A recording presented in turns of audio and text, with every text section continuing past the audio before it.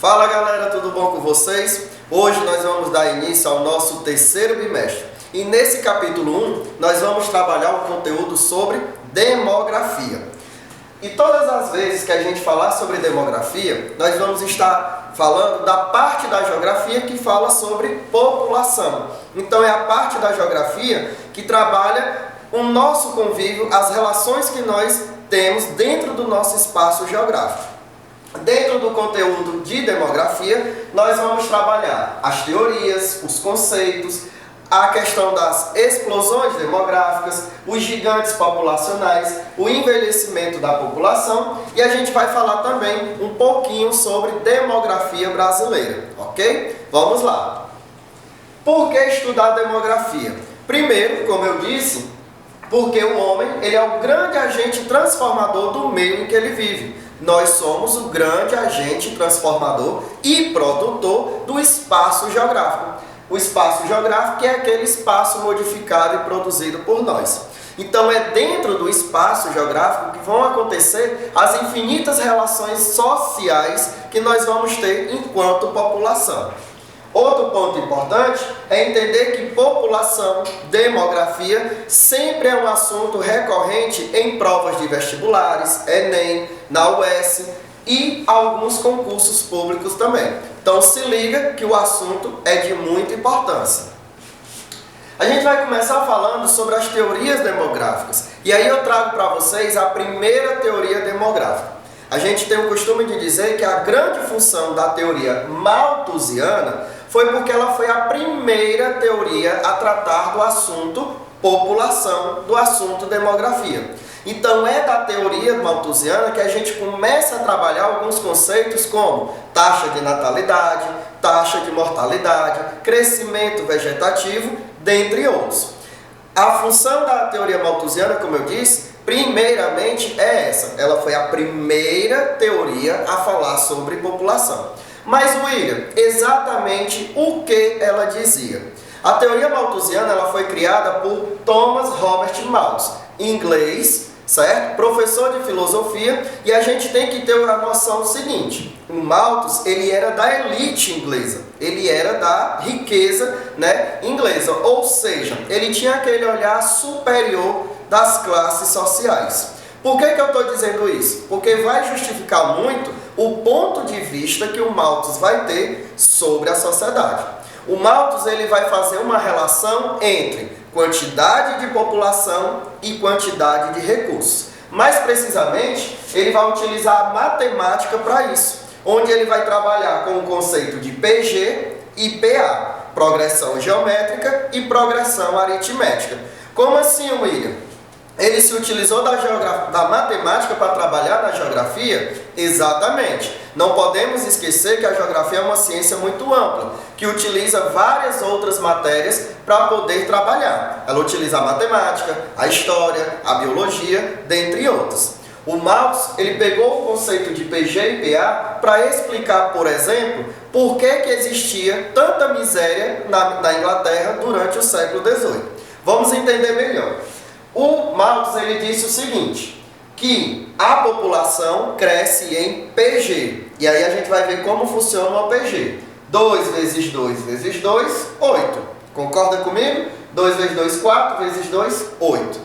Já os recursos, os alimentos, eles crescem em PA. 2 mais 2, 4, mais 2, 6. Você vê que a variável é a mesma. Porém, eu pergunto, quem cresce mais, APG ou PA? Resposta, PG. Então, o Malthus ele chegou e disse o seguinte, a população cresce em PG e os recursos, os alimentos, por exemplo, crescem em PA. Então, nós vamos ter muito mais gente do que recursos. Então, o Malthus ele vai fazer a relação seguinte, existe muita miséria no mundo porque existe uma população muito grande. A relação que ele vai fazer é essa. A miséria, ela é fruto desse aumento populacional que estava havendo. Porém, eu disse para vocês que o Malthus ele era da elite. Então ele tinha um olhar, como eu já falei, superior da sociedade. Então ele culpava principalmente a população mais pobre, que é aquela que crescia mais. Então, olha só, resumindo tudo, o que a teoria do Malthus dizia. Ele falava o seguinte, que a população cresce muito mais do que os recursos. A população cresce em PG, os recursos crescem em PA. Então, ele justifica a miséria que existe no mundo pelo fato de haver muita gente no mundo. Só que ele culpa principalmente a população mais pobre. Se a gente fizer uma crítica, será que isso se aplica mesmo na nossa sociedade? Será que a gente tem hoje a miséria que existe no mundo vinda, sendo originada pela grande quantidade de pessoas? Isso é uma crítica que eu lanço para vocês, para a gente refletir sobre isso também, ok? Então a teoria do Malthus foi essa primeira teoria. William, que conceitos a gente vê aqui? Taxa de natalidade, taxa de mortalidade, expectativa de vida, crescimento vegetativo, dentre outros, ok? Vamos seguir com as teorias. Outras teorias que tiveram vão ser respostas à teoria do Malthus. Uma grande resposta à teoria do Malthus foi a teoria reformista. A teoria reformista ela já vinha com outra proposta. O que é que o Malthus dizia? A miséria existe porque existe muita gente. A teoria reformista ela já faz o inverso. Ela diz que a população cresce muito devido à má distribuição dessas riquezas produzidas no mundo.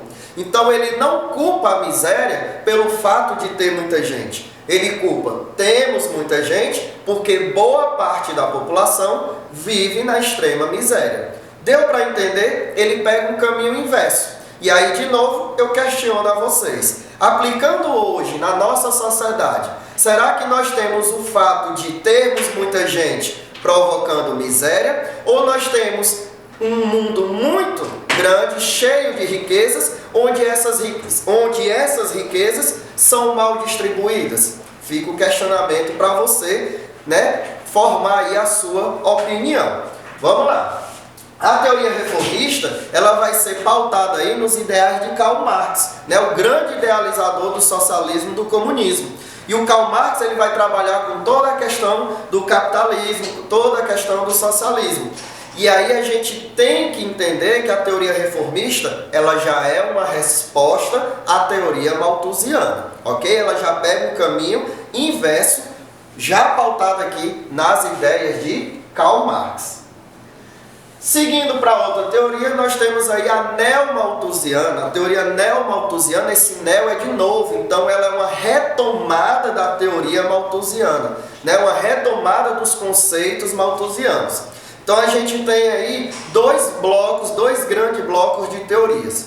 Uma que gira em torno da teoria malthusiana, justificando a miséria pelo aumento da população, e outra girando aí com a teoria reformista e os ideais de Marx, que justifica o aumento da população pelo aumento da miséria. Então a gente tem que entender aí que elas seguem caminhos opostos. O grande trunfo dessas teorias é que elas nos trouxeram o quê? Os estudos sobre população. Foi através delas, como eu já falei, que passamos a trabalhar mais profundamente a questão da demografia dentro do espaço geográfico. Vamos seguir. E aí eu já falei de alguns conceitos para vocês e a gente precisa aprofundar alguns deles. Como, por exemplo, taxa de natalidade, quantidade de pessoas que nascem, de nascimento, taxa de mortalidade, quantidade de óbitos que nós vamos ter, crescimento vegetativo, e aí é uma relação entre taxa de natalidade e taxa de mortalidade. O crescimento vegetativo ele vem através de um cálculo, onde eu pego a taxa de natalidade e diminuo pela taxa de mortalidade. Esse crescimento vegetativo ele pode ser positivo ou negativo. Quando é que ele vai ser positivo? Quando nascer mais gente do que morrer. Quando é que vai ser negativo? Quando tivermos mais óbitos, ou seja, a taxa de mortalidade for maior do que a taxa de natalidade. Vamos falar também sobre população economicamente ativa, que é aquela população que está apta ao mercado de trabalho. Aqui no Brasil, essa população varia dos 14 aos 65 anos. Vamos falar também de país populoso, que é aquele país que tem uma grande quantidade de habitantes. País povoado é aquele país que tem a sua população bem distribuída no seu território.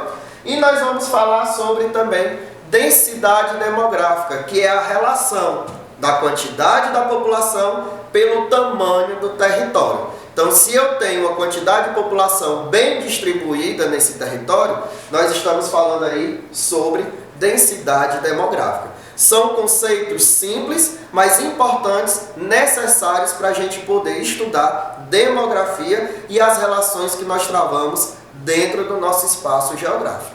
Vamos seguir.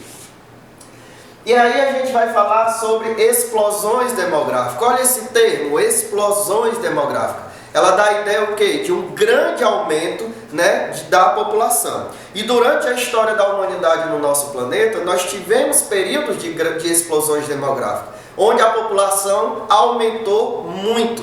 Um bom exemplo é durante a Revolução Industrial, século XVIII, né, início ali do século XIX, onde nós vamos ter um grande crescimento da população mundial, principalmente a população europeia, a população ali que está em torno desse fenômeno que foi a Revolução Industrial, ok? O que causou essas explosões ao longo do tempo? A Revolução Industrial, o êxodo rural, os avanços nas técnicas agrícolas e uma maior oferta de alimentos. Se você perceber, todos esses fatores proporcionam uma melhoria na qualidade de vida. E as pessoas, quando têm uma qualidade de vida melhor, elas se sentem mais à vontade. Logo, a população ela tende a aumentar. Vamos seguir. Eu trouxe esse gráfico aqui para vocês, para a gente analisar alguns pontos de explosões demográficas que nós tivemos ao longo da história da humanidade. Eu trouxe aqui um primeiro dado que começa em 1750, onde a população girava em torno dos 800 milhões de habitantes. Em 1950, 200 anos depois, esse número saltou de 800 milhões para 2 bilhões e meio de pessoas. Ou seja, né, mais do que duplicou. E isso em 200 anos. Se a gente pegar 50 anos depois aqui, ó, os anos 2000, aquela população de 2 bilhões saltou para 6 bilhões. E aí a gente tem outro período de explosão demográfica. E se percebermos, a próxima previsão é que dos anos 2000 para 2050, saiamos dos 6 bilhões para os 9 bilhões. William, é um crescimento menor, não é isso? Exatamente. A população, a partir dos anos 2000, principalmente dessa década que estamos, ela tende agora a frear o seu crescimento, né? Ela vai pegar um percurso agora onde ela vai desacelerar, mas vai continuar crescendo, porém de maneira mais lenta e gradual, ok? Ok? Então vamos seguir. Consequências da explosão demográfica. A explosão demográfica ela causa algumas consequências. Dentre essas consequências, muitas delas são problemas sociais que passamos a conviver. E eu listei para vocês aqui alguns. Como, por exemplo, quando eu aumento a população, eu tenho um impacto direto aonde? No meio ambiente. E aí eu trouxe algumas imagens para a gente perceber isso. Por quê? Quanto maior a população, maior a produção, porque maior o consumo. Logo, nós vamos ter um nível de poluição atmosférica nos rios, no solo, muito maior. Sem falar do fator urbanização, onde nós, através da urbanização, avançamos sobre o meio ambiente, tendo que desmatar para construir. Então, nós temos aí o quê? Um aumento da população refletindo negativamente no meio ambiente, ok?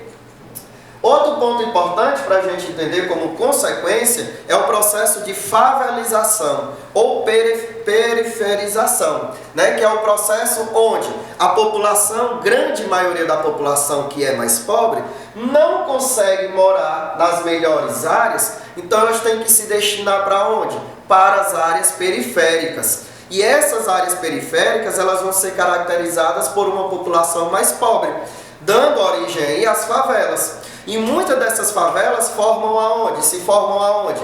Em áreas de risco, né? Nos morros, na beira de um rio. Então a gente tem aí uma série de problemas, né, provocados pelo quê? Pelo aumento da população, ok?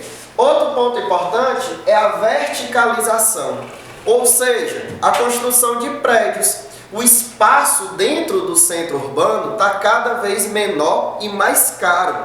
Então, o que é que o setor imobiliário fez? Ele incentivou a construção de prédios. E esses prédios, ali onde eu teria apenas uma família morando, eu vou ter agora várias famílias morando naquele mesmo local. Então, é um ponto em que ganha o setor imobiliário, o setor capitalista, né? A população consegue residir dentro do centro urbano.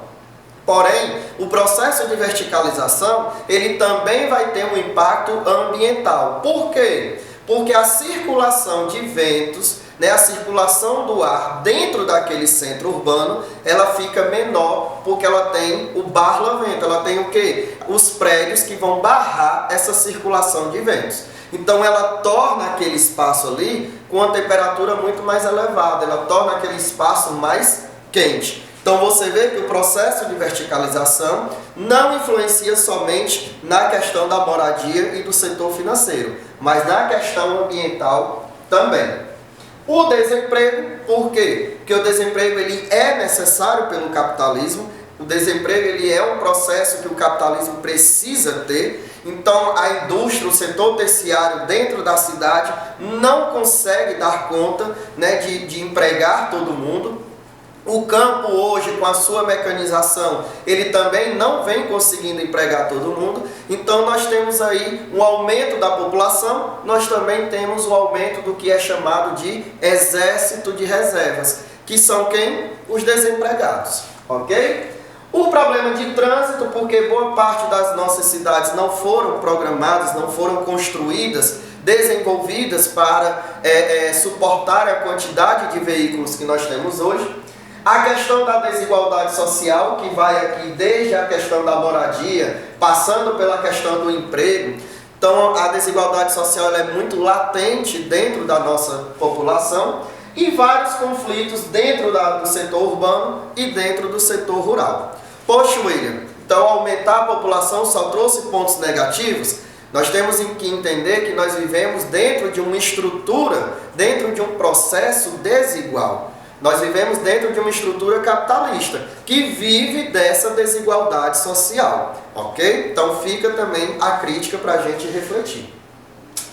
A gente traz aqui sobre alguns gigantes populacionais, né? Países com uma população gigantesca. O destaque aqui é a China e a Índia, cada um deles com mais de 1 bilhão de pessoas, seguido pelos Estados Unidos e Indonésia, e nós aqui somos o 5º país mais populoso do mundo, com uma população que já chega a mais de 209 milhões de pessoas. Um dado importante para a gente entender é que nós, Brasil, estamos perdendo esse 5º lugar. A tendência é que nossa população cresça cada vez mais lenta e esses países mais aqui embaixo ultrapassem nós, ok? A China, eu trago aí o caso curioso da China, que teve a lei do filho único, uma lei lá de 1979, onde a China, tentando frear o seu aumento populacional, ela faz um controle da natalidade. E aí a gente lembra de que teoria? Teoria malthusiana. Então a China ela fez a lei do filho único, onde cada casal poderia ter apenas um único filho. E isso aí puxa muito da teoria malthusiana, né? Tentando controlar, tentando manter uma taxa de natalidade estável. Essa lei ela não existe mais na China, por quê? Porque a economia chinesa vem crescendo muito e a demanda pela mão de obra para os próximos anos vai ser grande. Então a China hoje liberou os casais para terem mais de um filho, já pensando nas próximas décadas e em ter uma mão de obra para poder alimentar a sua indústria, o campo e o setor de serviços.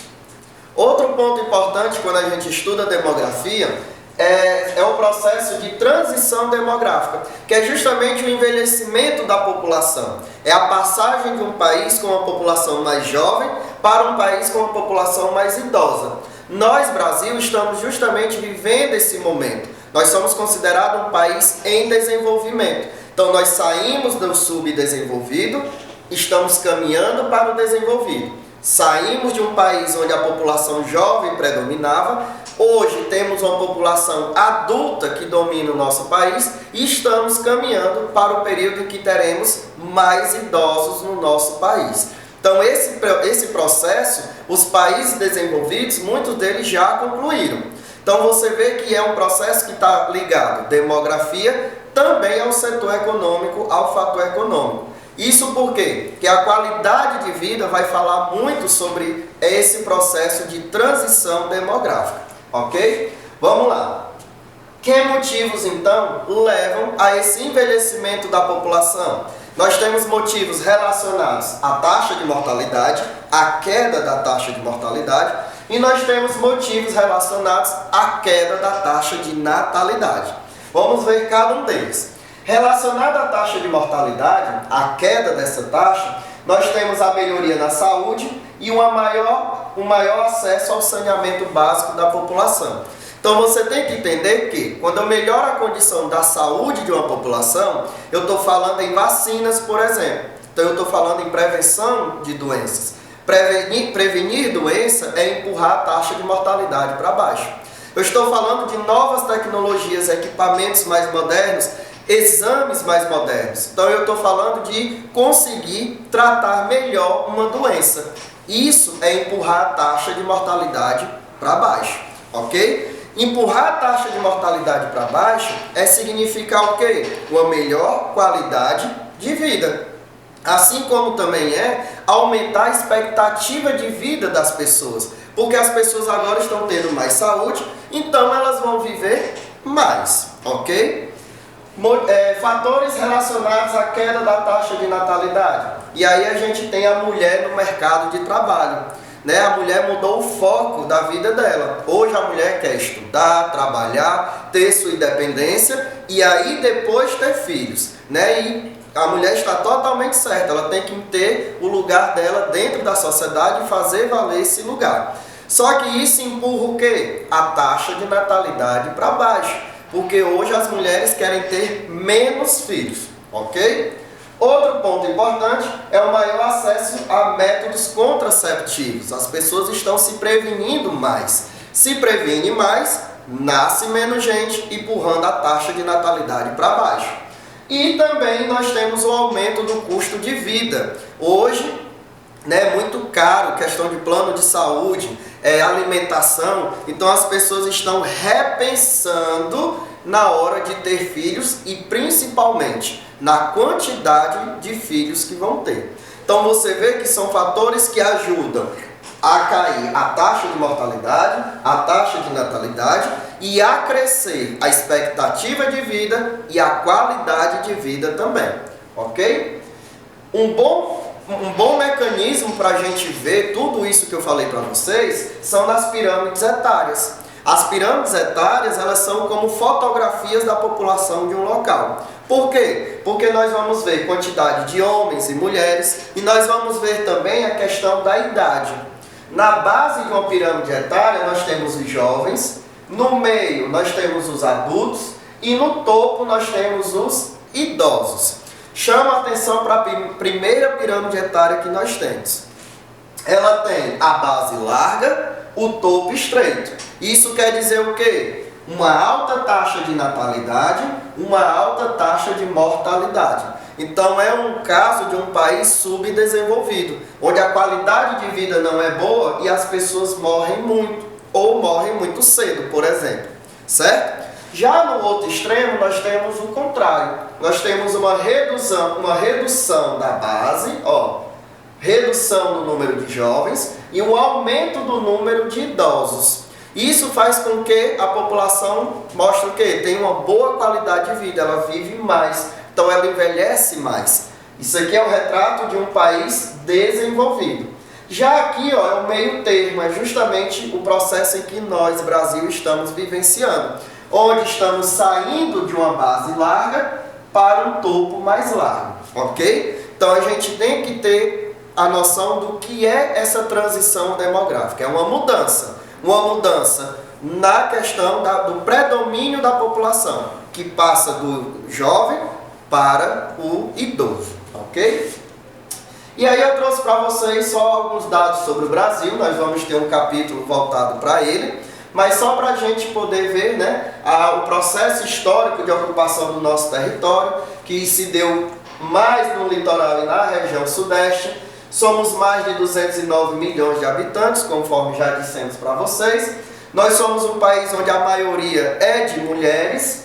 Destaque para a região sudeste, você pode ver que no gráfico, no mapa aqui, é a região com cores mais escuras. Temos vários fluxos migratórios dentro do nosso país. Durante muito tempo, o principal dele foi em direção à região sudeste, que oferecia mais empregos, ok? E nós temos aqui um grande vazio demográfico, que é a nossa região norte, que é a área onde temos a floresta amazônica. Um vazio demográfico ele pode ser provocado por vários motivos. Um dos principais é a questão natural. Nós temos aqui um vazio demográfico ocasionado por uma questão natural, que é a questão da floresta amazônica. Ok? E é isso aí, galera. A gente encerra aqui o nosso capítulo 1. É um capítulo um pouquinho extenso, um conteúdo, né, bem trabalhado, um pouco mais extenso, mais fácil de entender porque fala da nossa dinâmica populacional. Lembra? Usa o álcool em gel, a máscara, fica em casa e até a próxima.